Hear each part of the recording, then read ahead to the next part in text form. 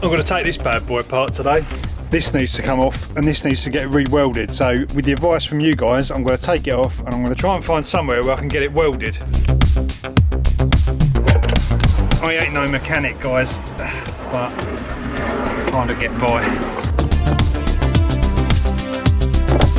Right, the quad bike's on its side. I had trouble getting this out. I think this is bent. So I'm turning it around and it's getting looser and then tighter. So I've just got it to the loosest part, whacked it with a hammer, just to sort of get it through, and it's poking through here, but it's very difficult to get out. So I'm going to try and get a couple of spanners and just try and like prise it out. Just basically like this and try and kind of lever it out. Right, it's out guys, it's out. So you can see it's pretty bent as it is, but there's not really much you can do about that. Next up, suspension. Got to take that off. It's off. Right, I just had to pause for a second, go and get a sandwich with Sarah. Okay, so now I need to take this bit off here so I can separate that out. Take the brake off. Ah, it's fun and games. I think it's all on one section though, so I haven't really got to go too mad. I think it's only these bolts just got to come off. Got it out, guys. We've got it out. Right, now I need to find someone to weld it. Right, guys. So it's about a couple of weeks later now. Still haven't got this fixed. So I'm going to go and try now to take it to get welded. I don't know if they'll be able to do it now, but at least I'll be able to just leave it with them and then go and get it at some point. I can hear some thunderstorms brewing in the distance. Look at that out there. I think I'm heading into the storm. It's getting a bit windy over it. At least I've got the windows in anyway. This is my favourite bit of road, as you know from my e-bike videos. Look at that over there though. What?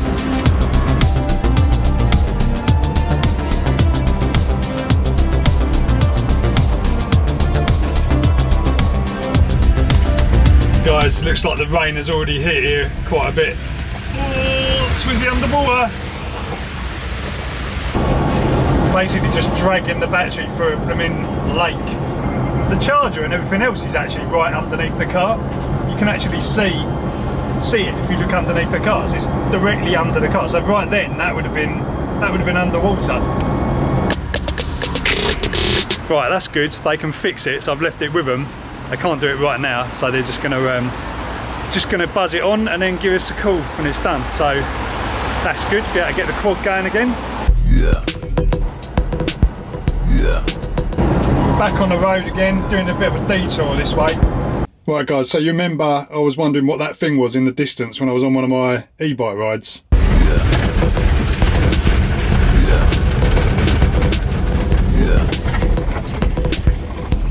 So there's basically like a banger racing circuit there, and then opposite is this great big mast. Oh, I can feel my head aching already from all the radiation. That is a gigantic tower. Look at the size of it. So presumably that is probably supplying phone signal to most of the areas around here. By the looks of things, it is massive.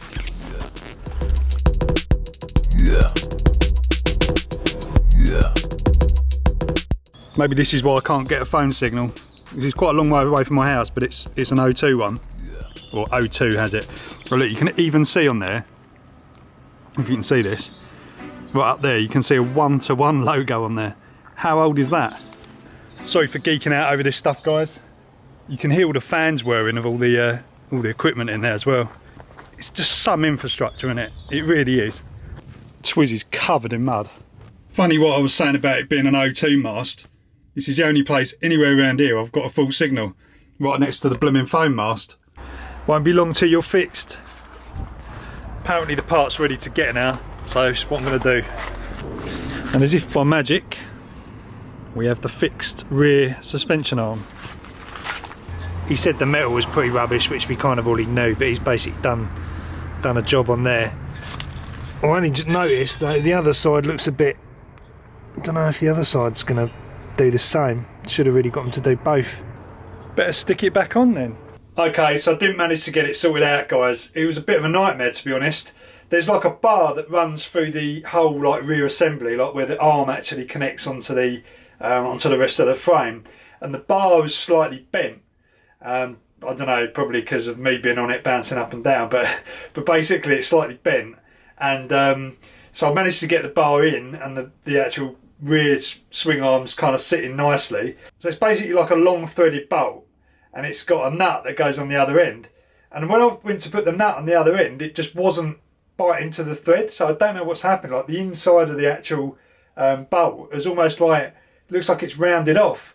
I'll try and show you tomorrow quickly if I go, but it's dark out there now. But anyway, I was trying to screw it on and trying to get it to catch, and I just couldn't get it. So I just threw a bit of a wobbly and just left it to it. But it's really annoying because I just wanted to get it bolted together, and I reckon I probably could have had it up and running tonight. But so annoying. So I've had a look around there and I can't find another bolt the same size. It's kind of typical, isn't it? But I reckon I'm going to have to pop out maybe tomorrow. I don't know if I'm going to have time tomorrow, but to try and find a bolt, a replacement bolt that will actually go on that thread. It's just a standard size. Once that's done, and it'll be all up and running again. It'll work probably better than it ever did, because the swing arm is not bent anymore, so the chain is actually properly will be properly aligned. So I don't know, just need to get it up and running. Anyway guys, so there's going to be a part 2 to this one, so stay tuned for that. Catch you in the next one.